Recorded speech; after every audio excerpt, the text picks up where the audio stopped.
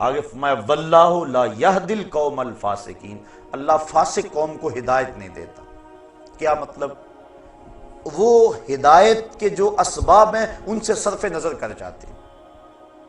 مجھے بڑی اچھی طرح یاد ہے، ہم بچے تھے بالکل، اپنے اساتذہ کے ہمراہ کہیں پیدل سفر پہ جا رہے تھے، راستے میں یہ جو بٹن ہوتے ہیں ان کی ایک پلاسٹک کی تھیلی ملی، ایک طالب علم نے شوق سے خوشی سے کہ مجھے گمگشتہ چیز ملی اٹھائی، اور استاد جی یہ دیکھو بٹن ملے ہیں۔ میں لگے بیٹا پھینک دو، مالے لکتا ہے 6 ماہ تک کہاں اس کا مالک تلاش کرتے پھرو گے۔ بٹن پھینک دیے گئے، لیکن استادوں نے ٹھنڈی آ بھری۔ ہم نے پوچھا کیا ماجرا ہوا؟ مان لے کہ سمجھے نہیں اس کی تعبیر کیا ہے، کہا ہم تو نہیں سمجھ پائے، بٹن مل گئے پھینک دیے، کسی کے گر گئے ہوں گے۔ فرمایا بیٹا نہیں، ایسا نہیں ہے، بلکہ ہمیں تنبیہ کی گئی ہے کہ اپنے گریبان میں جھانک کے دیکھو۔ یہ جو ہمیں راستے سے اچانک بٹن ملے ہیں تو اس کا مطلب یہ ہمیں تنبیہ کی گئی ہے کہ ذرا اپنے گریبان میں جھانک کے دیکھو۔ تو جب کسی کو ہدایت ملتی ہے تو ایسے معمولی واقعات سے مل جاتی ہے، اور جب ہدایت نہیں ملتی، 1,00,000 انسان زمین میں دھنس گیا، ملبے اوپر آ گئے اور وہی قبریں بن گئی، پہاڑ ٹکرائے، پلازے کے پلازے زمین میں جذب ہو گئے، اور موت کا وہ جھٹکا، اس کی کھٹک ہمارے مکانوں، ہمارے محلوں اور کوٹھیوں تک بھی پہنچی۔ ایک جھٹکا اور لگ جاتا ہمارا بھی وہی حال ہونے والا تھا۔ لیکن اتنے انسانوں کی چیخیں، سسکیاں، آہیں، رونا، اور ان کا قبر میں بے گور و کفن اور جنازے کے بغیر دفن ہو جانا، یہ ہمارے ہلانے کے لیے کچھ سبب نہ بنا، اور ہم جہاں تھے وہیں رہے، پوری قوم 1 انچ بھی نہ سرک سکی اپنی جگہ سے۔ تو جب انسان اللہ، اس کے رسول اور جہاد فی سبیل اللہ سے جو ہے ان رشتوں کو ترجیح دیتا ہے، اللہ فرماتا ہے ایک تو میرا عذاب کا انتظار کرے، دوسرا ان فاسقوں کو پھر اللہ ہدایت نہیں دیا کرتا۔ بڑے بڑے سامان ہدایت کے آ جائیں لیکن وہ اس سے عبرت نہیں لیتے، بلکہ وہ اسی طرح زندگی گزارتے رہتے ہیں۔ ہم دیکھیں کہیں ایسا تو نہیں ہے کہ ان بدلتے ہوئے حالات کے باوجود بھی ہم عبرت کی راہوں پہ نہیں آ رہے، کہیں ایسا تو نہیں کہ ہمارے یہ رشتے اللہ اس کے رسول سے کہیں محبت میں زیادہ تو نہیں ہے۔ ہم ضرور اپنے آپ کو دیکھیں، سوچیں، اس پہ تفکر کریں۔ صحابہ کی تو زندگی دیکھیے، ایک صحابی حضور کی خدمت میں حاضر ہوا، بیٹھا، سلام لیا، آقا نے جواب نہیں دیا، بڑا پریشان ہوا، عرض کی حضور مجھ سے کون سی غلطی ہو گئی کہ آپ نے میرے سلام کا جواب نہیں دیا؟ حضور کا ناراض ہو جانا صحابہ پر قیامت سے کم نہیں تھا۔ سورہ توبہ اٹھاؤ، حضرت کعب بن مالک سے ناراض ہو گئے حضور، غزوہ تبوک میں یہ 3 سال پیچھے رہ گئے تھے۔ سورہ توبہ میں تفصیلی واقعہ موجود ہے، اللہ ارشاد فرماتا ہے زمین وسیع ہونے کے باوجود ان پر تنگ کر دی گئی۔ کہتے ہیں میں حضور سے سلام لیا، حضور جواب نہ دیا، میں صحابہ کی طرف آیا، انہوں نے منہ پھیر لیے، بڑا پریشان ہوا، گھر آ گیا کہ بیوی سے جا کے کہانی سناؤں گا، لیکن بیوی دوسری سمت منہ کر لیا، میں نے بولا، اس نے بات نہ کی۔ میں نے کہا تجھے کیا ہوا؟ کہا سنا ہے اللہ کے رسول تجھ سے نہیں بولتے۔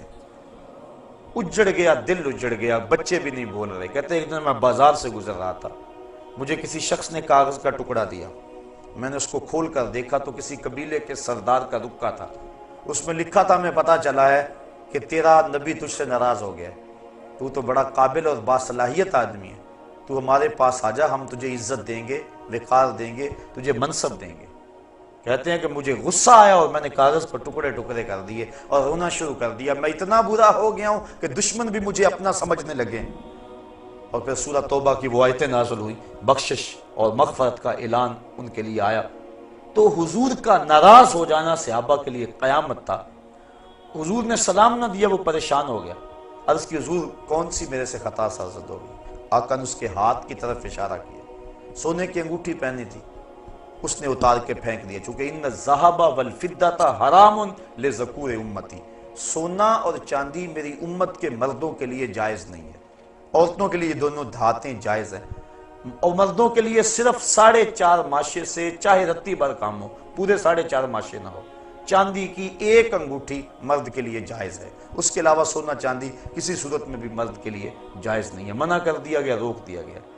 اب اس نے انگوٹھی اتاری اور پھینک دی، حضور نے سلام کا جواب دے دیا، گفتگو ہوتی رہی، جب لوگ اٹھ کے جانے لگے یہ بھی اٹھ کے چل دیا، کسی نے کہا جناب انگوٹھی تو اٹھا لو، قیمتی ہے، سونے کی ہے، تم نہ پہننا، بیوی کو دے دینا، وہ اس کے لیے تو جائز ہے۔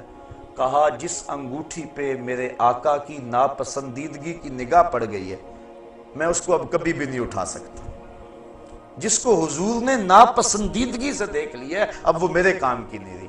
یہ تھا ان کا پیار اور یہ تھی ان کی محبت۔ مدینے کی گلی سے گزر رہے ہیں، ایک گنبد نما مکان بن رہا تھا بہت اونچا۔ کہا کس کا ہے؟ کہا فلاں انصاری کا ہے۔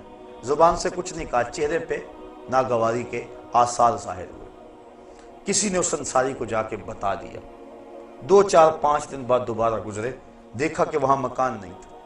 کہا میاں کل پرسوں یہاں ایک مکان ہوا کرتا تھا۔ کہا حضور وہ تو گرا دیا گیا۔ بلایا انصاری کو، میاں مکان کیوں گرا دیا؟ کہا سنا تھا آپ کو پسند نہیں، بس میں اس کے اندر بود و باش اور رہائش کیسے کر سکتا تھا جو آپ کو پسند نہیں ہے۔ اب دیکھ لیجئے یہ ہے ان کی محبت کہ حضور کی رضا کو کتنی اہمیت دیتے ہیں اور حضور کی ناراضگی سے کتنا ڈرتے ہیں۔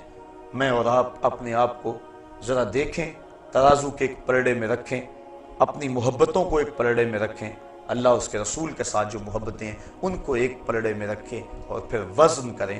اور اس آیت کو سورہ توبہ کی آیت نمبر 24 ہے، کسی بھی مترجم کا ترجمہ پڑھ کے دیکھ لیں اور دیکھیں کہ قرآن کیا کہہ رہا ہے۔ ترجمہ پھر سن لیں، قل ان کان آباؤکم، حبیب فرما دو اگر تمہارے ماں باپ، و ابناؤکم تمہارے بیٹے، و اخوانکم تمہارے بھائی، و ازواجکم تمہاری بیویاں، و عشیرتکم تمہارے قبیلے، و اموال اقترفتموہا تمہارے کمائی کے مال، و تجارت تخشون کسادہا اور تمہاری وہ تجارت جس پر کساد بازاری کا ڈر لگا رہتا ہے، و مساکن ترضونہا اور تمہارے پسندیدہ گھر، احب الیکم تمہیں زیادہ محبوب ہیں، من اللہ و رسولہ و جہاد فی سبیلہ اللہ اس کے رسول اور جہاد فی سبیل اللہ سے، فتربصوا تو پھر انتظار کرو، حتی یاتی اللہ بامرہ کہ اللہ کا فیصلہ آ جائے، واللہ لا یہدی القوم الفاسقین اور اللہ فاسق قوم کو ہدایت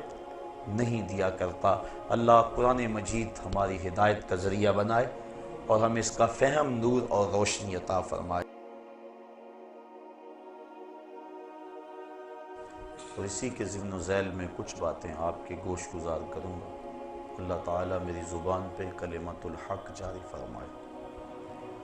ارشاد فرمایا، قل ان کانا آباؤکم، اے حبیب فرما دو اے لوگو اگر تمہارے ماں باپ، آبا باپ لیکن طبعاً مائیں بھی شامل ہیں، و ابناؤکم اور تمہارے بیٹے اور ان کے اندر بیٹیاں بھی شامل ہیں، و اخوانکم اور تمہارے بھائی، بہنیں بھی بھائیوں میں شامل، و ازواجکم اور تمہاری بیویاں، و عشیرتکم اور تمہارا قبیلہ، و اموال اقترفتموہا اور تمہارا کمائی کا مال، و تجارت تخشون کسادہا اور وہ مال تجارت جس پر تمہیں کساد بازاری کا ڈر لگا رہتا ہے، و مساکن ترضونہا اور تمہارے پسندیدہ گھر، احب الیکم من اللہ و رسولہ و جہاد فی سبیلہ تمہیں اللہ اس کے رسول اور جہاد فی سبیل اللہ سے زیادہ محبوب ہیں، فتربصوا حتی یاتی اللہ بامرہ تو پھر اللہ کے فیصلے کا انتظار کرو، واللہ لا یہدی القوم الفاسقین اور اللہ فاسق قوم کو ہدایت نہیں دیتا۔ وہ 8 چیزیں جن سے انسان کا گہرا تعلق ہے اور فطری طور پہ جن چیزوں سے محبت کرتا ہے وہ اس آیت کریمہ میں گنوا دی گئی۔ تمہارے ماں باپ، تمہارے بیٹے بیٹیاں، تمہارے بہن بھائی، تمہاری بیوی، تمہارا قبیلہ، تمہارے مال، تمہاری تجارت اور تمہارے پسندیدہ بنگلے، یہ 8 چیزیں گنوا کر کہا کہ یہ تمہیں اگر اللہ جل شانہ اس کے رسول کریم صلی اللہ علیہ وسلم اور جہاد فی سبیل اللہ سے زیادہ محبوب ہیں تو پھر اللہ کے عذاب کا انتظار کرو۔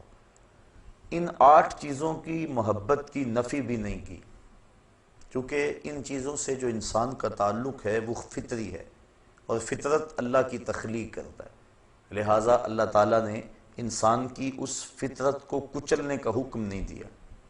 ماں باپ سے جو پیار ہے یہ ایک فطرت ہے، ہر بیٹا کرتا ہے، نفی نہیں کی کہ تم ان سے پیار نہ کرو۔